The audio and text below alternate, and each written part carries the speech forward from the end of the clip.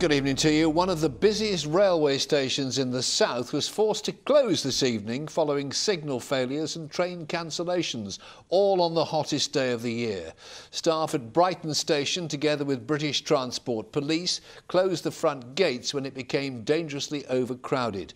It reopened at 8:20 this evening. The Brighton Pavilion MP, Caroline Lucas, has called for an urgent meeting over the delays. Well, this comes after rail passengers across Hampshire and Sussex have suffered a second day of disruption in what they say is some of the worst overcrowding possible in sweltering conditions. Many insist the emergency timetable at Southern is only making it worse. Our transport correspondent Mike Pearce spent last night with commuters from across the south. The hottest day of the year. The air conditioning isn't working and we're packed in a train going nowhere. These are some of the tens of thousands of passengers from Surrey, Sussex and Kent caught up in the London Bridge chaos caused by a collapsed sewer. But these commuters say it was as bad all of last week, following the 341 cuts to Southern and Gatwick services because of the guards' dispute. Disgraceful. I mean, you wouldn't put an animal in these conditions. I've got a plane to catch, I'm trying to get to Gatwick, it's not possible to get there. It's not what you pay your money for. It cost me nearly 30 quid to get to work today and I have to sit in these conditions. It's a real punishment. They took the timetable to try and help things. No help at all. You know, taking the trains out, I'm not sure if it really helps. I think it was okay the first day, but it's just business as usual. It's not right. And how would you describe tonight? Awful. I mean, look at yourself. You're perspiring, everyone's perspiring. It's just a horrible day.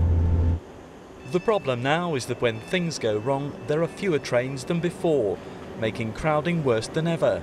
Today's awful. There doesn't seem to be any aircon. They're climate controlled, so we can't open the windows, and there's so many people, it's just unbearable. For some, it's not only the temperature that's a boiling point. It's ridiculous every night. I pay bloody first class ticket to come in here. It's outrageous. Get quiet every night. This commuter squeezes on, but others heading to the Sussex coast are left behind on the platform. Network Rail were forced to close the lines into London Bridge because of a massive hole caused by a collapsed sewer, which is being repaired.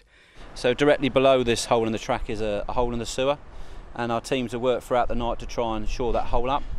We're now on site today putting concrete in, the idea being that concrete will create a seal, and then once we've got the concrete in and it's dry, we're going to be filling in approximately 50 tonne of ballast later this afternoon into the evening. Well, this was clearly one issue Network Rail could not have predicted, but all being well, things will open as usual tomorrow morning. Mike Pearce, ITV News, South East London. And you can find out more about Brighton Station and those delays on our website. Go to itv.com/Meridian. In other news, hundreds of people attended a vigil last night for a teenager who was killed at the weekend in Bournemouth. Jack Gudge, who was 17, was found unconscious in Winton on Saturday. 3 men and a teenage boy arrested on suspicion of murder have been released on bail. Last night, balloons were released in Jack's memory in West Howe. Almost 150 jobs will be lost in the latest round of cuts at Southampton City Council. It's part of plans to save more than £8.5 million. 2 boys have been arrested on suspicion of arson after a fire at a disused chapel in Farnborough. Emergency services were called to the church in Victoria Road in the Cove area. No one was injured. Well, the south has continued to swelter in the sun today, with temperatures reaching 33 degrees at Heathrow. That's 91 in Fahrenheit. But while it looks as though summer has finally arrived, the Met Office has issued a level 3 heat health alert warning, as Martin Dowse now reports. This is what an official government level 3 heat alert looks like. Pretty nice. But in this country, as with any extremes of weather, when the mercury hits the late 20s, early 30s, we do tend to go into unrehearsed meltdown. Like the January sales, we know this won't be on offer for long, so we tend to binge on it. At the seafront at Boscombe in Bournemouth, they were queuing early doors to get that prime spot on the beach. Hopefully in their excitement remembering that holy heatwave trinity: apply sun cream, drink plenty of water and stay out of the sun at midday. On the M3 though, several queues back along the chain, they were already jamming up. The coast seemed a long way away and personal temperatures were already rising. I can think of better places to be than this. Want to be sitting on the beach with a nice drink with the baby in the sea, so a bit gutted, but it is what it is. This lady, though, was determined to seize the day, despite the obvious dangers. Sometimes we look like the Med, we feel like the Med, but we don't always act like the Med. So when the sun comes out as seriously as this, so do the health warnings. Back in August 2003, when the temperatures tipped 86 Fahrenheit, 2,000 more deaths were recorded than normal that month. What's welcome for some can be uncomfortable and dangerous for others. These elderly visitors to a day centre at Milford in Surrey must take care. I don't like the heat. For one thing, I can pass out. I mean, it's been 81 this morning, and that's enough. If a sweltering colleague at work or a fellow sardine on the beach does collapse, here's the St John's Ambulance quick guide of what to do. Getting them down on the floor, obviously you don't want them to topple over and hurt themselves any further, and if possible remove some clothing to cool them down as quickly as you can. Raising their legs will actually help the blood flow coming back to the brain to keep them responsive and make them feel a lot better, and obviously rehydrating again and keeping them safe. Hopefully it won't be needed, and like the penguins at Drusilla's Park and the kids at the local Lido, or is that Lido, we can enjoy it all responsibly and safely before the gathering thunderstorms jolt us back to reality. Martin Dowse, ITV News. Meanwhile, the race village is beginning to take shape on Southsea's seafront ahead of the America's Cup Series this weekend. Thousands of visitors are expected to watch some of the world's best sailors compete on the Solent. And they're not the only boats that'll be attracting people to Portsmouth this weekend, as Henry VIII's warship, the Mary Rose, is being fully revealed to the public. It's the first time in more than 20 years that visitors will see the Tudor vessel without its protective barriers. Richard Jones has been to take a look. Some people have always found it hard to imagine the Mary Rose as the ship she once was. For years, what remained of her hull was sprayed by water and wax. Today, that all changed. The dropping of this curtain in a few minutes' time will be the culmination of 34 years of hard work to preserve a ship which sunk in the Solent 471 years ago today.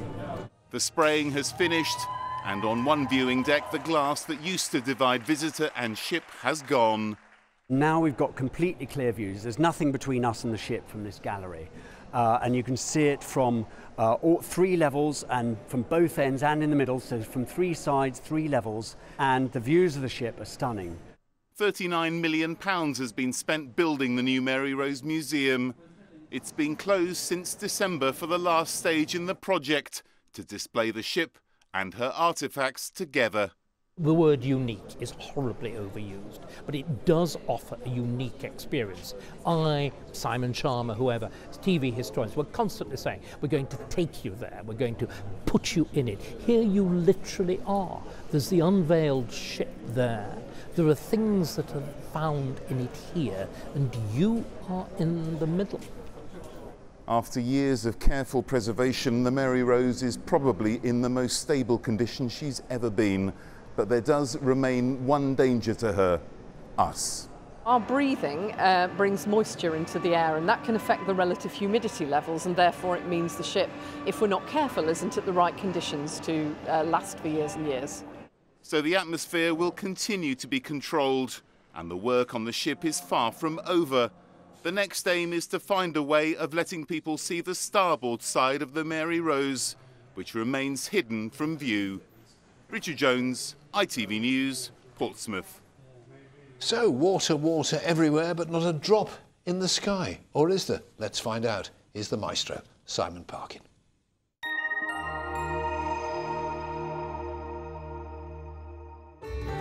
From cold fronts to camping, driving through Europe, Eurotunnel the Shuttle sponsors ITV Meridian weather.